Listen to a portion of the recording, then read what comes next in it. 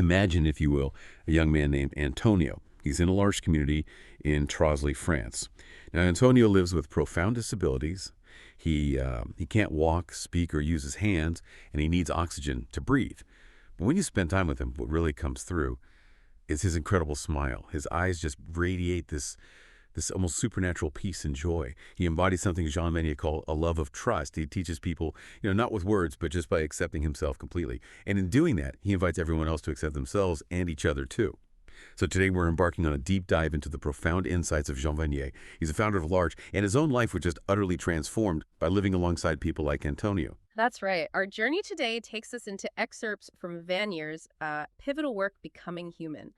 And this book, it really fundamentally challenges our preconceived notions of what it means to be human. It's actually a surprising question Vanier poses. Aren't we already human? I mean, seems obvious, right? But his answer, which we'll explore, is quite radical. He says we are in a constant state of becoming, like a continuous evolution. It's a journey, really, of learning to truly live. And we'll uncover how embracing our shared vulnerability, our brokenness, and extending unconditional care, well, how that can be the true path to becoming more fully human, transcending all those divides of creed, culture, and, all the walls we tend to build between us. Okay, so Vanier's profound philosophy, it didn't just spring out of nowhere like some abstract thought experiment.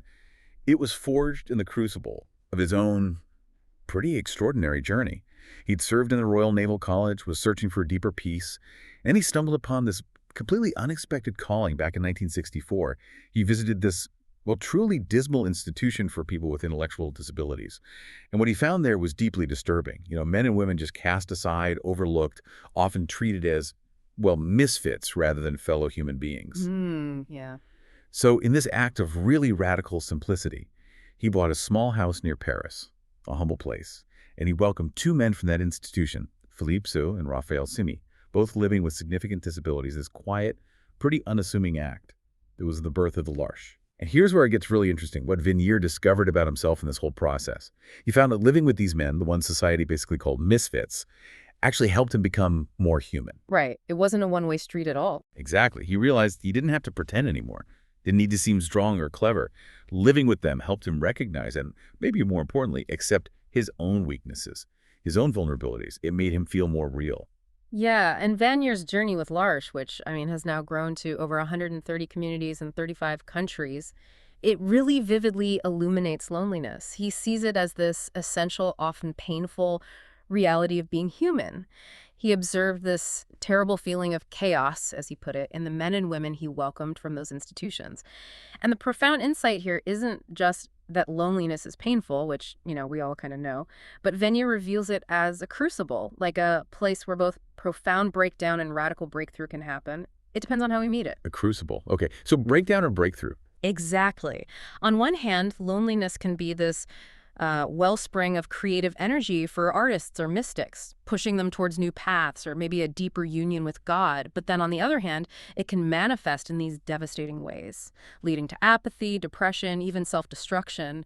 He talks about this deadly silence of neglected children in a psychiatric hospital he visited. They'd just given up, even crying out. It's heartbreaking. That distinction is so critical, isn't it?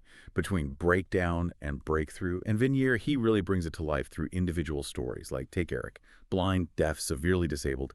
He arrived at L'Arche when he was 16, just filled with immense anguish. And it took a long, persistent outpouring of love and care for Eric to find peace.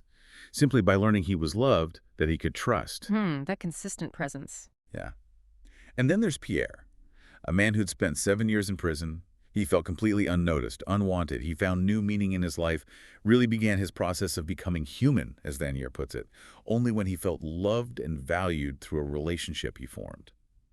So it sounds like Vanier is pointing to something deeper than just, being supportive. What, in his view, is the fundamental ingredient here, the thing that sparks this kind of radical healing? It's love, but a very specific kind of love, not just a feeling. Vanier shares this truly profound truth about its power through the story of Claudia. Remember her? She was a blind and autistic girl from a dismal asylum in Honduras. When she arrived at L'Arche at 7, she was in total anguish, screaming day and night, smearing excrement, just seemed completely lost. Wow, that sounds incredibly difficult. Absolutely. But 20 years later, Vanier visited the community and found Claudia completely at peace, singing, smiling. And when someone asked her, "Why are you so happy?" her simple answer was, Dios God. Now, what's truly insightful here is how Vanier doesn't just leave love as this abstract idea. He breaks it down into these actionable, practical steps, things anyone can actually do to foster healing and connection. Okay, love as a series of actions. That's a powerful idea. Can you maybe elaborate on a couple of those aspects, perhaps the ones that seem most foundational, like for a transformation like Claudia's? Sure. I think the first one is really key, to reveal. This means showing someone their intrinsic value, their beauty, through giving them your time, your attention, your tenderness.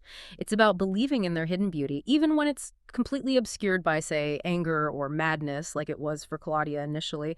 It requires this really patient, persistent presence. You can't just dip in and out. Believing in the hidden beauty. Okay. And then, maybe the most crucial of all is to forgive. Now, this isn't just, an emotional state like feeling less angry. The Greek word for forgiveness, asphysis, it literally means to release from bondage, to open a prison door, to remit a debt. So it's about freeing ourselves from inner hurts, yes, but also actively choosing to love those who have hurt us, breaking those cycles of resentment. Actively choosing. Yeah. That sounds tough. It is tough, but these two, to reveal and to forgive, they're profoundly transformative. And they're supported by 5 other crucial aspects Vanier identified. To understand, really listening to cries and body language, to communicate naming feelings, to celebrate seeing joy, not just problems, to empower helping people do things for themselves, and to be in communion, that mutual belonging. They all work together, really, painting this holistic picture of how connection happens, how transformation happens, through the small details of how we interact.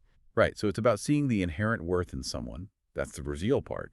And then actively releasing the barriers, both internal and external, that prevent true connection and healing. That's the forgive part. Now, Vanier also emphasizes that beyond this individual love, we all have this fundamental innate need to belong.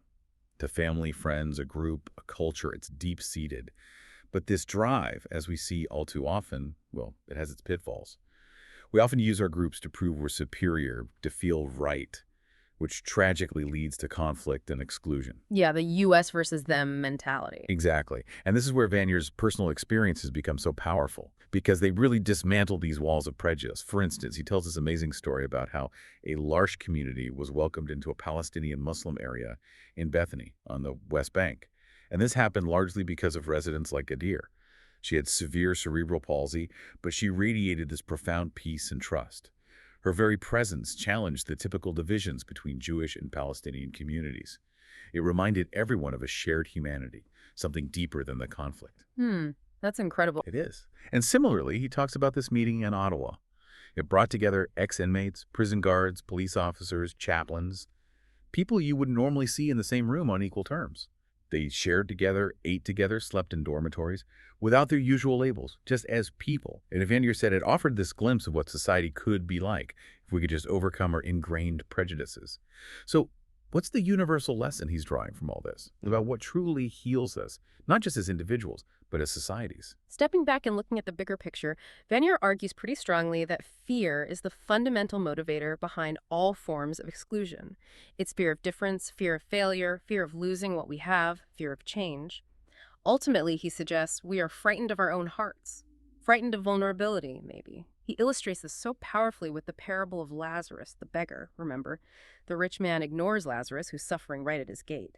Vanier says it's out of fear of being touched by pain, fear that his life might have to change, fear of having to share. Okay, fear as the root. That makes a lot of sense. But it's easy to say overcome fear, isn't it? For many people, these fears feel deeply rational. Fear of scarcity, fear of personal harm. They're not just abstract anxieties. Does Vanier offer anything concrete beyond just saying we need the way of the heart for confronting those very real, very primal fears? He does, and it's actually deeply practical, rooted in experience, not just theory. Vanier himself, remember, was a former naval officer. He admitted he was once geared to goals of efficiency, duty, prayer, very structured, very controlled. But he found that L'Arche radically led him into what he called the world of the heart. And what did that mean? It meant simple relationships, having fun, laughter, just being present with people, not achieving goals, but connecting. So less about doing, more about being. Exactly. He learned this particularly from people with intellectual disabilities. They often don't rely on abstract conversation, right? So they taught him and others to inhabit their bodies more fully, to communicate through touch, through tenderness, through genuine connection, not just words. Think back to Antonio, the young man we started with. Despite his physical limits, he taught this love of trust. He transformed assistants who came from a society of competition, as Vanier called it, into a world of tenderness and mutuality, just by being himself. Or there's Peter, another story Vanier tells. Peter had severe brain damage, yet he still lifted the spirits of his nurse, providing comfort just by his presence. It flips the script, doesn't it? Who is helping whom? Completely. And this path, this way of the heart, it brings freedom. Freedom from conformity, from societal pressures. Vanier shares this wonderful, almost funny story about Fabio, a young man with disabilities on a pilgrimage to Rome. Fabio simply walked up during a papal audience and sat in the Pope's chair. Why? Because it was the best chair. He had this intuitive sense of inner freedom, completely untouched by social norms and hierarchies. Huh. That's fantastic. Doesn't it? And Vanier says prejudices start to fall away when we enter into these personal, heart-to-heart relationships with people society marginalizes. He even describes realizing his own prejudice against North Africans when he was accompanying a friend from L'Arche, a man from North Africa. He saw his own bias reflected back at him through the relationship. He calls this entering into relationship an act of self-imposed exile from societal norms, from our usual categories, and it's profoundly liberating. A self-imposed exile from our own prejudices. That's powerful. And this profound journey, this embracing of vulnerability and connection, it ultimately leads us to the ultimate liberation Vanier talks about. Forgiveness. Again, remember that Greek word, aphesis, releasing from bondage. It's about freeing ourselves from those inner hurts, yes, but also actively choosing to love those who have hurt us, breaking those cycles of resentment and revenge. And Vanier lays out several core principles underlying this whole process. Okay, what are those? Well, first, there's the deep recognition of our common humanity. The understanding that no one is truly superior, that we are all equally vulnerable and equally valuable deep down. Second, there's a fundamental belief in evolution and change, a trust that redemption and growth are always possible for everyone, even those who have committed terrible wrongs. It's never too late. And third, this profound yearning for unity and peace, prioritizing shared harmony over individual hurts or grievances. He compares it to the father in the parable of the prodigal son. The father's desire for his son's return, for that unity, vastly outweighed any anger or sense of being wronged. Common humanity, belief in change, yearning for unity. Those are powerful principles. But again, how do you do it? Does Vanier offer any practical guidance, concrete steps for how someone might actually begin to live out this radical kind of forgiveness, especially when the hurt is deep? He does. And he acknowledges it's not easy. It's a struggle. But he outlines 5 steps, or maybe attitudes. One is to consciously refuse revenge, to not give in to that impulse. Another is to genuinely hope for the oppressor's liberation, for their change, not just punishment. Then, crucially, to seek to understand them. Why did they act that way? What fears or hurts might be driving them? This doesn't excuse, but it can help. He also emphasizes recognizing our own darkness, our own capacity for hurting others. That prevents self-righteousness. And finally, practicing patience. Because forgiveness is often a long, hard road, not a one-time event. Refuse revenge, hope for their liberation, understand them, recognize our own darkness, be patient. That's quite a path. It is. And what's the broader implication of this for society? Vanier believed this is the only path to overcoming deep-seated societal hatreds. He points to examples like Patricia Raybon, an African-American writer, and her personal journey to forgive white people for historical and ongoing injustices. Or a friend of Vanier's, who had to overcome generations of hatred for Germans because of the World Wars. It's about taking the words of great spiritual figures. Jesus, the Dalai Lama, Muhammad, seriously, love your enemies. Not as some impossible idealistic platitude, but as a practical, necessary step. Because engaging with those who oppose us, trying to understand and forgive, is actually an opportunity for our own profound growth in tolerance and compassion. So the enemy becomes a teacher, in a way. In a profound way, yes. And the ultimate goal in all this, Vanier explains, is the death of the false self. That's the ego, the part of us driven by seeking glory, power, control, the part that's terrified of vulnerability. When that false self diminishes, the true self, the one rooted in love, in compassion, in our connection to something greater, whether you call it God or life or humanity, that true self can emerge. And he stresses this isn't some path just for saints or an elite few. It's for all of us who struggle day by day to become more fully human. Okay, so bringing this all together, what's the overarching message really emerging here for us from Vanier's work? It feels like becoming human is this incredibly powerful invitation. An invitation to recognize the sacredness, the inherent worth of every single individual, especially those who are often overlooked or cast aside by society. It describes his profound journey, doesn't it? From isolation to communion, from debilitating fear to liberating trust, from ingrained prejudice to, well, radical inclusion. That sums it up beautifully. And it's fundamentally a call to embrace vulnerability. Not just tolerate it, but embrace it, both in ourselves and in others, realizing that our shared brokenness, our shared imperfection, is precisely where real love and true humanity are actually born. It leads to that powerful credo you mentioned earlier. Humanity, not creed, is the only religion, and unconditional care its single guiding rule. Exactly. And it's crucial to understand Vanier's message isn't some pie-in-the-sky utopian ideal. It's presented as a practical, transformative path that's available to absolutely everyone. It begins, he suggests, with recognizing what he called the gentle power of God, or, if you prefer, that inherent force of love and life that exists within us, and allowing that power to work on us to transform our hearts of stone, closed off, fearful, judgmental, into hearts of flesh, hearts that are open, vulnerable, and compassionate. Hearts of flesh. Yeah. And this really raises an important question, I think, for you listening. What small daily act of unconditional care can you choose today? Right now or tomorrow?